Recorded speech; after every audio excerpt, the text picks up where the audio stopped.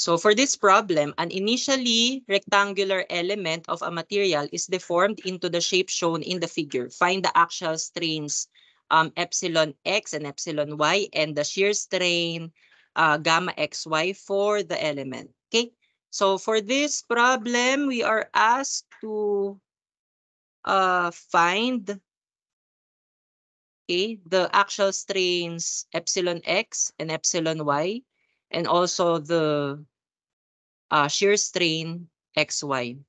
So para dito kay epsilon x, actually, ang axial strain, okay, generally ang formula niya ay yung deformation over yung original length. So in this case, since this is axial strain in the x-axis, so ang length na kailangan natin dito is yung length in the x-axis. Tama? Okay. So para dito sa may deformation, di ba ang deformation natin class ay change in kumbaga the dimension, no? So change in ano yon, in Lx.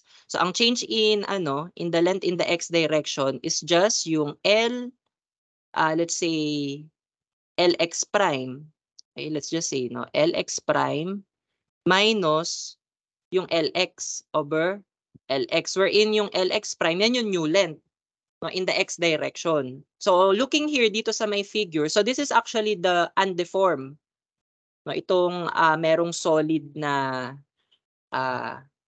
line na hindi siya square kasi this is a rectangle kasi 0.2 mm itong dimension niya dito and then yung height niya na to ay 0.15 So this is not a square. Yun yung undeformed. Okay, ngayon nung na-deform siya, okay, ito yung nangyari sa kanya.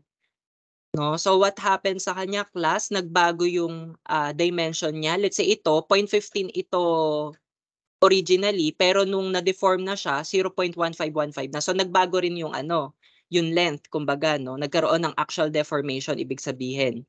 Okay, and then same here, from 0.2, naging siya, 0.1992.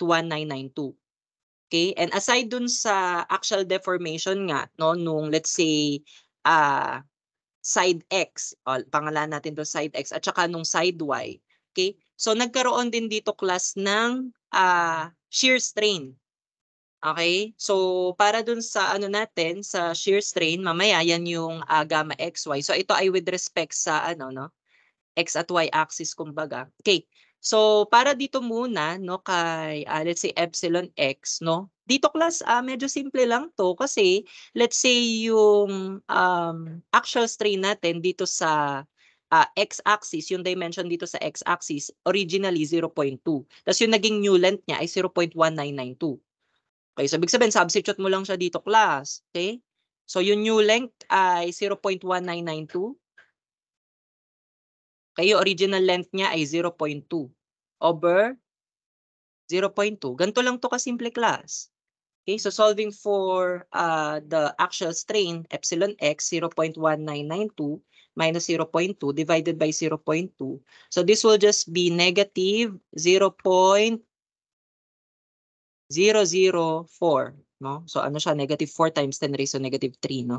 Okay, and unit natin dito, millimeter per millimeter. So this is actually dimensionless, ang mga strain. Okay, ang actual strain.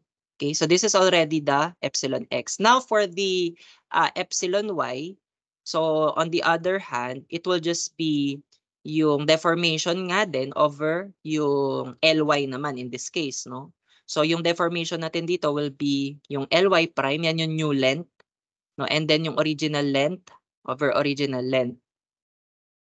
Okay, so dito, ito yung original niya, 0.15. Okay, and then yung new length niya, itong 0.1515.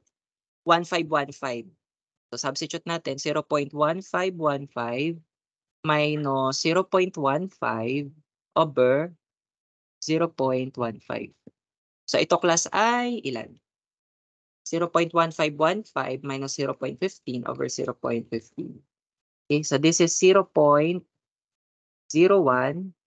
millimeter per millimeter. So this is already the epsilon y. Ganun lang siya kasimple, So yung negative sign pala dito, by the way, it indicates na umikli siya. No, kasi yung new length niya umikli no. Ito yung original length, kaya magne-negative talaga siya. Ibig sabihin na-compress. No, ito naman kaya positive kasi nag-elongate. Kasi nga yung new length niya humaba, no? Compare dun sa original length niya, no? Ayan. Okay, anyway, so may isa pang natitira dito. So this is gamma XY or yung shear strain natin. So this is with respect sa XY axis. So originally class, ang angle no between the y at saka x axis ay 90 degrees. Okay? So gamitin na natin 90 degrees muna no kasi mga naka-degrees tong angle na to. Tapos maya convert na lang natin into radian. Kasi class ang shear strain dapat lagi siyang naka-radian. Okay? So dito ang shear strain yun nga yan yung pagbabago dun sa angle. So ano ba yung original na angle niya? Ang original na angle niya class ay 90 degrees. Okay? So sige, sulat natin yung yung kung paano natin isosolve si gamma xy. So para malaman mo yung change in angle, no? So dito ang ginagawa natin class, yung original angle, yun yung inuuna natin dito. And then sinusubtract natin yung tawag dito yung new angle niya ba? No? So ano yung new angle niya in this case? So para dun sa new angle niya, 'di ba ito yung deformed na body? So ito yung new angle. So di natin alam kung 90 degrees pa rin ba 'yan. Pero malamang hindi na 90 degrees 'yan, no, itong angle na to. So this is the original angle, yung 90 degrees, and then ito ngayon yung new angle. No, yan halimbawa yung alpha prime. So paano natin kukunin yung alpha prime na 'yan? So para kay alpha prime, so ito alam mo 16.6 to. Tama. Ngayon ano to? Kasi 'di ba yung 16.6 tapos ito, yun yung alpha prime. Alpha prime tuloy, theta prime rather, theta prime, okay? So paano mo makukuha yon? Ito, tong angle na to. So para makuha mo tong angle na to, 'di ba ano lang yan, 90 minus 25.7, 25.7, 15.7. Tama, 90 yung buo minus 15.7 ang makukuha mo ito.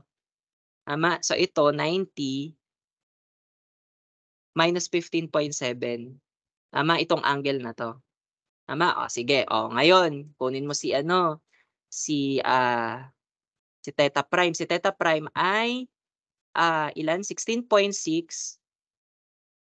plus yung 90 minus 15.7. Ilan yan? 16.6 plus 90 minus 15.7. So this is 90.9. Okay, so sa madaling sabi, 90 degrees minus 90.9. So ilan yan? 0.9. So this is 0.9 degrees. So i-convert mo yung 0.9 degrees na yan to radian. So you know na for every 180 degrees, meron tayong pi radians. No? So 0.9 times pi over 180. So this is 0.0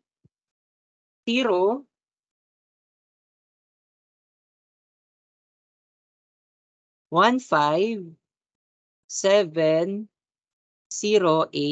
radians, no? So this is in radian. Okay. By the way, negative pala to kasi mas malaki yung no?